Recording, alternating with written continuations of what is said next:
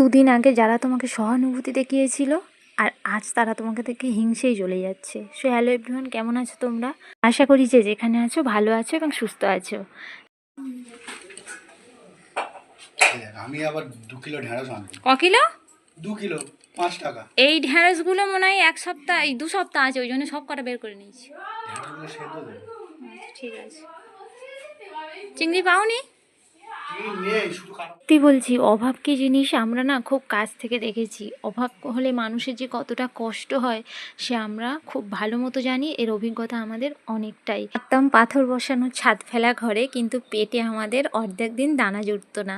এটা কেন হয়েছিল? আমরা খুব কম বয়সে বিয়ে করেছিলাম, ভালোবেসে দুজন দুজনকে।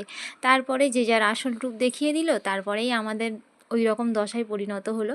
যাই হোক, সেগুলো আজকে অনেকটা ঈশ্বরের আশীর্বাদে কাটিয়ে উঠেছি। কিন্তু যখন খেতে পেতাম না, তখন না অনেক মানুষ পাশে থাকায় আহাহু করতো, বলতো, অনেক সহানুভূতি দেখাতো।